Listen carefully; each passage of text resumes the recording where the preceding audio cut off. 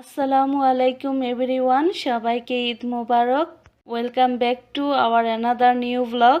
I hope আপনারা সবাই অনেক ভালো আছেন। কার ঈদ কেমন কেটেছে কমেন্ট করে কিন্তু অবশ্যই জানাতে ভুলবেন না। কে কোথায় ঈদ করলেন সেটাও কমেন্ট করে জানাবেন।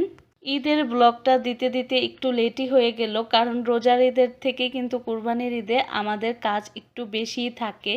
তো আমি হচ্ছে ঈদের আগের দিনের থেকে আপনাদের সাথে মানে ঈদের আগের দিন থেকেই ঈদের দিনের জন্য প্রস্তুতি গ্রহণ করতেছিলাম, বিভিন্ন কাজ টাজ করতেছিলাম। যে এই যে ফুল পিঠাগুলো, আমাদের দেশে বলে ফুল পিঠা, আর অন্যান্য এলাকাতে বলে হচ্ছে নকশি পিঠা, কত মানুষ কত রকমভাবে ডাকে আর কি। তো এই ফুল পিঠাগুলো দেখতে অতটা ভালো না, কারণ আমি হচ্ছে ফুল পিঠা বানাতে অতটা এক্সপার্ট না।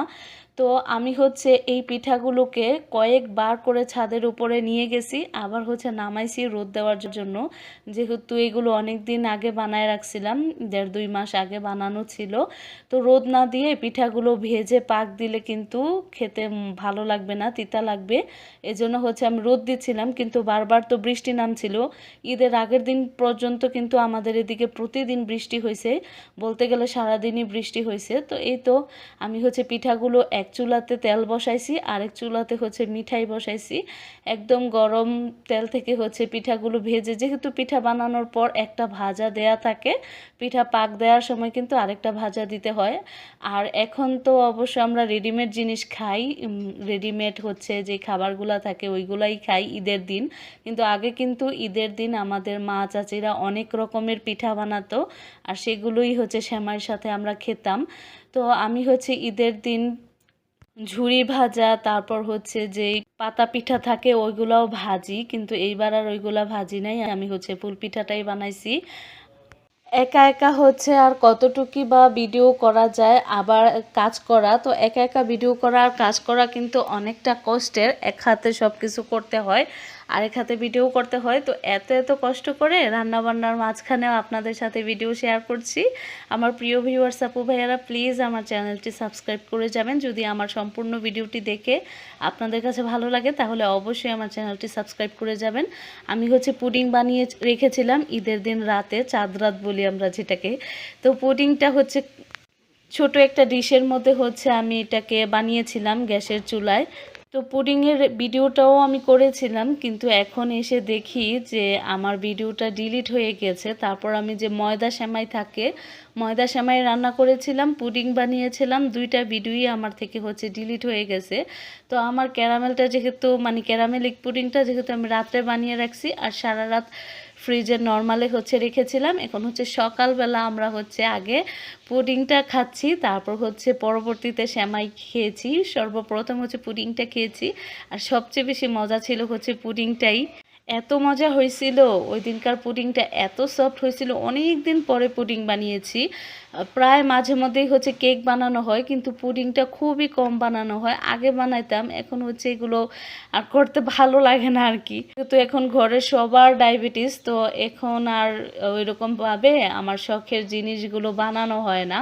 তো আমি হচ্ছে যেহেতু কোরবানির ঈদে আমাদের হচ্ছে মাংস কিনে আনছিল, তো আমি সেই মাংসটাই হচ্ছে রান্নাবান্না করে রাখবো। আর তার আগে আমি হচ্ছে সাবুদানা দিয়ে পায়েস রান্না করতেছি। সাবুদানা দিয়ে হচ্ছে একদম বেশি করে মিষ্টি দিয়ে পায়েস হচ্ছে আমার শাশুড়ি মায়ের খুবই পছন্দের। তো এখানে হচ্ছে আমি 1.5 কেজি থেকে একটু বেশি পরিমাণে হচ্ছে দুধ দিয়ে দিয়েছি, গরুর দুধ। তো 1.5 কেজির বেশি হবে। তো আমি গরুর দুধটা দিয়ে কতগুলো তেজপাতা দিয়ে দিয়েছি দুধের মধ্যে। তো আমি হচ্ছে বড় ডিশটা নিয়েছিলাম, মানে বড় যে হাঁড়িটা আছে সসপ্যান ননস্টিকের, সেই প্যানটা নিয়েছিলাম। আর এখানে হচ্ছে 250 গ্রাম না 200 গ্রামের মতন হচ্ছে সাবুদানা আমি পানিতে ভিজিয়ে রাখছিলাম আর কি। সাবুদানাগুলো পানিতে একবার ধুয়ে একটু ভিজিয়ে রাখছিলাম, তারপর পানি থেকে ছেঁকে আমি হচ্ছে আগে দুধটা ভালো করে জাল করে 2টা বলক তুলে নিয়ে দুধের মধ্যে তারপর ধুয়ে রাখা সাবুদানাগুলো দিয়ে ভালো করে একটু নেড়ে দিচ্ছিলাম। নাড়ার উপরে হচ্ছে রাখতে হবে, না হলে নিচ দিয়ে লেগে যাবে। আর এখানে অনেকটা পরিমাণে সাবুদানা তো হচ্ছে ফুলে গ্যাসের মধ্যে দেওয়ার পর সিদ্ধ হওয়ার পর কিন্তু ফুলে ডাবল হয়ে যায়। তো এদিকে হচ্ছে আমার প্যানটা পুরাটাই ভরে গিয়েছিল। এখন হচ্ছে আমি সাবুদানাটা সিদ্ধ হয়ে যাওয়ার পর কিন্তু আমি চিনি দিতেছি। যারা হচ্ছে আগে দুধের মধ্যে চিনি দিয়ে পরে সাবুদানা দিবেন তাদের কিন্তু সাবুদানা সিদ্ধ হবে না। তো সাবুদানা অবশ্যই মিষ্টি দেওয়ার আগে, চিনি দেওয়ার আগে সাবুদানাটাকে দিয়ে সিদ্ধ করে নিতে হবে, তাহলে সাবুদানাটাও আর গলে যাবে না। তো এই তো আমি এখন চিনি দিয়ে চিনিটাকে গলিয়ে নিব, জাল তুলে নিব। তো আমি একটু ফাস্ট করে দিয়েছি ভিডিওটা, কারণ অনেক বড় হয়ে যাবে। এই যে আমি গরুর মাংস আর পুডিং হচ্ছে রাত্রে রান্না করে রাখছিলাম। তো পুডিং যখন বানাইলাম ওই ভিডিওটা তো ডিলিটই হয়ে গেছে। তো এখানে হচ্ছে আমি 1 কেজি গরুর মাংস এখন রান্না করে নিতেছি ঈদের দিনের জন্য, ঈদের দিন সকালবেলা দুপুরবেলা খাওয়ার জন্য আর কি। তো এখানে হচ্ছে আমি খুব অল্প পরিমাণে হচ্ছে তেল দিয়ে দিছি, 1 কেজির আন্দাজে আর কি। তারপর এলাচ দেই নাই, তেজপাতা আর হচ্ছে দারচিনি দিয়ে দিছি। তেজপাতা দারুচিনি পেঁয়াজটা ভেজে নিয়ে, তেজপাতা দারুচিনিটা দিয়ে ভেজে নিয়ে তারপর পরিমাণ মতো আদা রসুনের বাটা দিয়ে হচ্ছে পেস্ট করে নিয়েছি। আর এখানে 1.5 চা চামচ পরিমাণ ধনিয়ার গুঁড়া দিয়ে দিছি, 1.5 চা চামচ পরিমাণ হচ্ছে লবণ, হলুদের গুঁড়া, মরিচের গুঁড়া।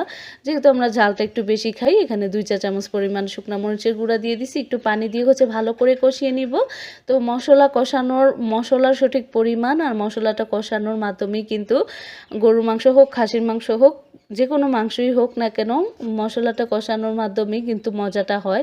তো আমি এখন হচ্ছে আলুগুলো একসাথে দিয়ে দিতেছি। তখন বাজে হচ্ছে রাত 9টা। তো অনেকটা লেট হয়ে গিয়েছিল। আর আমরা হচ্ছে অনেক রাত্রে ঘুমাই না।